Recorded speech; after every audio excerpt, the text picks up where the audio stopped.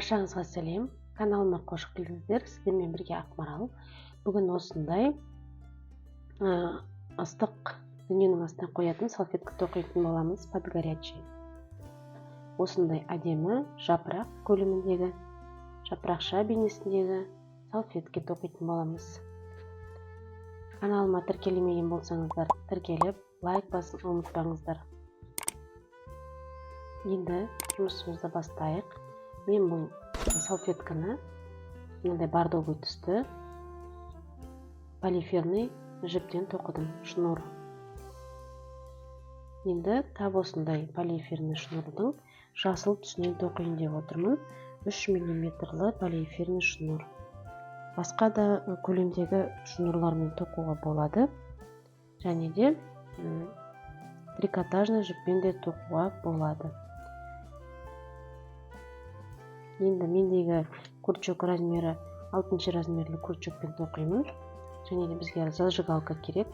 Міндетті түрде басын күйдіріп, осылай жинақтап аламыз. Шашырап кетпеу мақсатында. Жіптің соңын өте үлкен қылып қалдырмаймыз. Кішкентай қылып қалдырсақ жарайды. Біз қазір 6 воздушный петля теріп аламыз. 1, 2, 3, 4, 5, 6. Енді осы 6 воздушный петляны өзара қосамыз былай. Сосын бір петля подъема воздушный петля аламыз. Енді осы біздің мынандай круг пайда болды.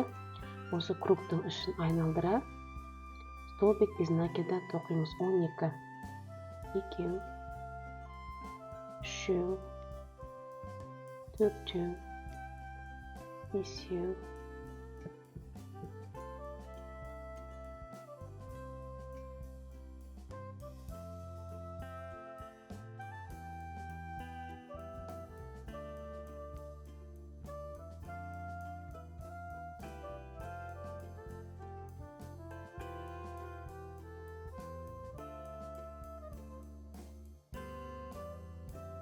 Міне 12 столбик без накида тоқып алдым. Енді әдеттегідей мына біздің кругымызды аяқтау үшін соединительный петлямен басын аяғымен қосамыз. Бір воздушный петля аламыз. Мінекей мына жерде бізде воздушный петля алынғаннан кейін мына тұрған жерден бір петля көтереміз былай. Сосын мына қасында тұрған петлядан бір петля аламыз.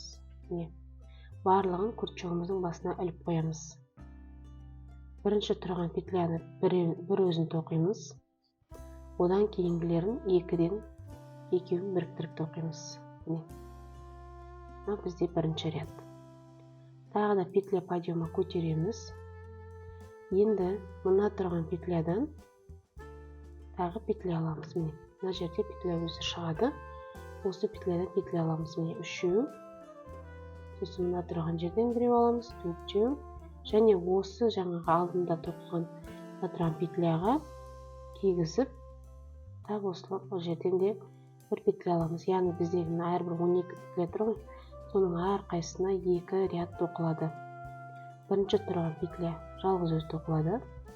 Одан кейінгілер 2-2-ден қос-қостан тоқылады бүйтіп. Мынау бізде екінші ряд. Тағы да петля подъема аламыз. Мына жерден шатастық қалмаймыз. Мынау бізде петля подъеманың жібі. Яғни мына жердегі петля бізге қазір келесі рядқа өту үшін мына жерге былай етіп петля алмаймыз. Себебі бұл біздің петля подъеманың петлясы. Оған теспейміз. Яғни мына жерден бастаймыз. Петляларды осылай аламыз.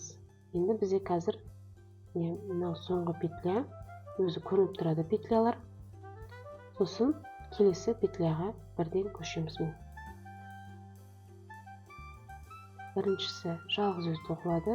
Келесілері қос-қостан тоқылып жылжимыз.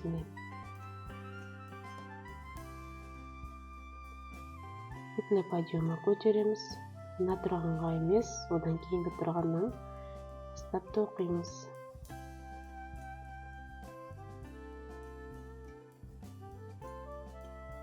мына жерден аяқтағаннан кейін мына соңғы тұрған петлядан да бір петля шығарып, қайтадан осы біздің басталған петля, ең бірінші тұрған петляға кіргізіп, содан бір петля аламыз. Яғни біз әр қатарда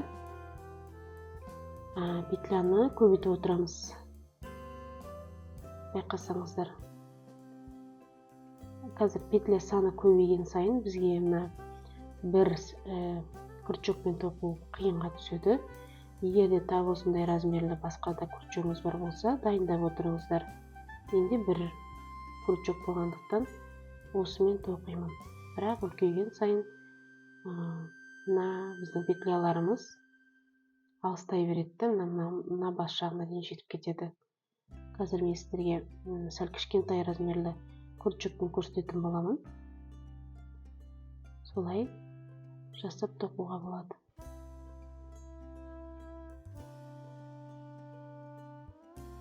Осылай әрбір петляға тек мына жерде. Мына менде қазір бір ряд кетті. Қайтып келген кезде тағы осы петлядан екінші ряд шығады. Әрбір петляға екі ряд тоқимыз. Осылай бір шама үлкейгенше өз еркіңізбен тоқып шығайық. Тағы да қазір сіздерге мен қалай жаңағы тоқуға үлкен болып бара жатқан кезде қалай тоқуға болатын әдісін көрсетемін. Сәл үлкейген кезде. Және де атын точно ұмытып қалдым. Осындай крючоктар болады, арнайы ұзын болып келетін. Мынаның бүкіл бойындағы петлялар бойына сияды. Ал бізде мынандай қысқа менде болғасын, ондай мүмкіндік болмайды көрсетуге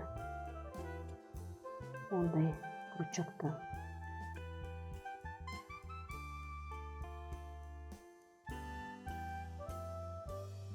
Осылай тоқып шығайық. Қазір келесі рядтарда екі крючокты пайдалана отырып тоқуды көрсетемін сіздерге. Егер де осылай тұрған кезде қиынға соғатын болса, басқа крючокты аламыз да, әзірге осы жерге қойып қоямыз. Мен солай алмастырдым. Себебі менің крючогым одан тап осындай менде 5-6 деген номерлі крючок болмағансын, тағы да сәл кіші крючокты тек қадап қойдым да, мына крючогымды суырып алдым былай. Сосын ары қарай мына жерде мына крючогым қалады осылай. Ары қарай мына жақтан петляларды алып жалғастыра бердім. Мына жақтан негізі көп шыға қоймайды жаңағы біздің петляларымыз. Жалпы ілініп тұрған жақсы, сақтық үшін. Яғни мен мына жерде міне бір ряд жасап кеттім. Енді екінші рядта міндетті түрде мына жерден бір петля қосамыз. Сосын қайтадан сол жерге кіргізіп петля аламыз да, бірінші петля обязательно бізде бірінші жалғыз өзі тоқылады. Кейінгілері екі-екіден қос-қостан тоқимыз.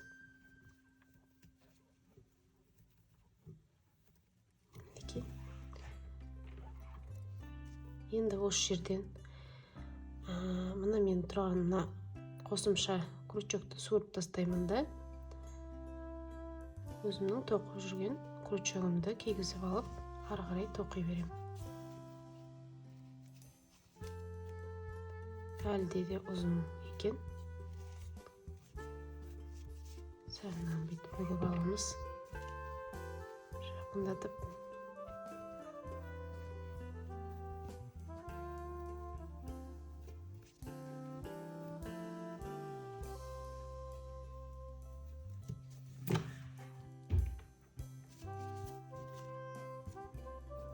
Осылай мына тұрған ең соңғы петляға дейін тоқимыз. Әрбір тұрған петляға екі рядтан тоқылады. Яғни менің тоқитыным 1, 2, 3, 4, 5, 6. Яғни 12 ряд тоқимын әлі. Сіздермен мынандай үлкен болған кезде кездесеміз. Өз бетімізше ары қарай тоқиық. Мінекей мен соңғы рядты тоқып жатырмын.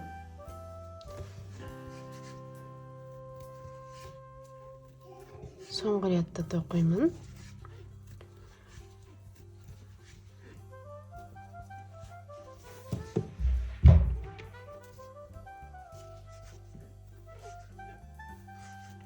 Міне, және де барлығымыздың тоқығаннан кейін осындай болып қалады. Кішкене бұны жазу үшін біздер міндетті түрде үтіктейміз. Бетіне дымқыл марланы қойып, үтіктейміз. Сол кезде бізде осындай түп-түзу теп-тегіс болып шығады. Міндетті түрде үтікпен жүріп өтеміз. Енді мына жерден біз кесіп тастамаймыз. Ары қарай мына бұйымымызды мына шетінде әрбір петляға соединительный петлямен жоғары қарай шығамыз. Міне, әрбір петляның бойын. Яғни міне, мына жерде петля тұрса, соның мына арғы бетіндегі петляға тоқимыз. Міне, соединительный петлямен. Петляның мөлшерлері мына жерге біз тоқып жатырған. Желательно барлығының мөлшері бірдей болған жақсы.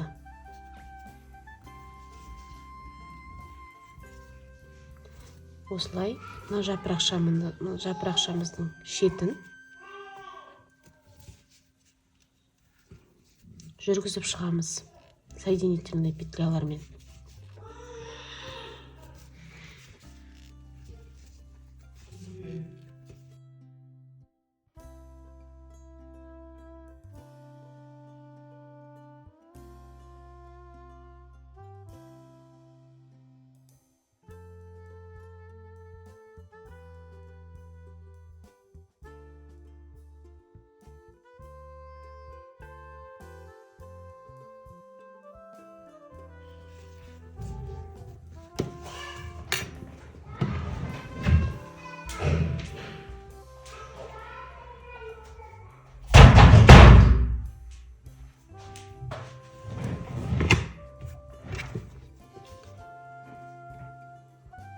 Мінекей соңына келдім.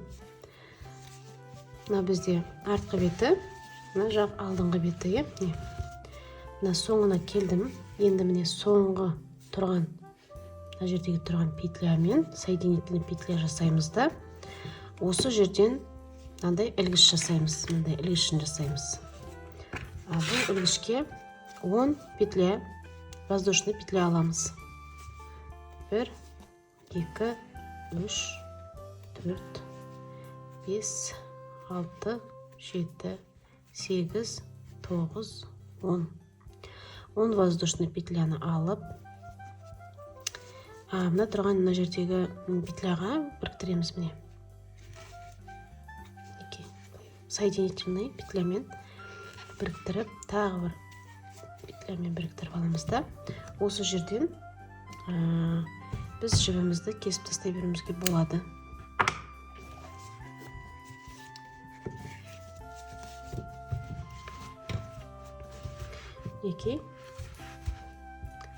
Осындай жапырақша шығады. Міндетті түрде жібіміздің соңын жасырамыз.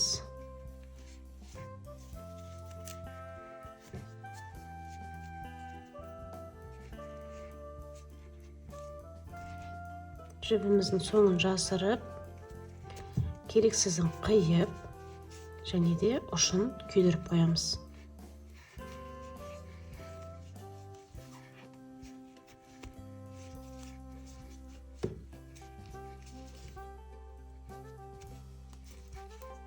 Петлялардың арасынан өткізіп, жүріп шығамыз, тығып.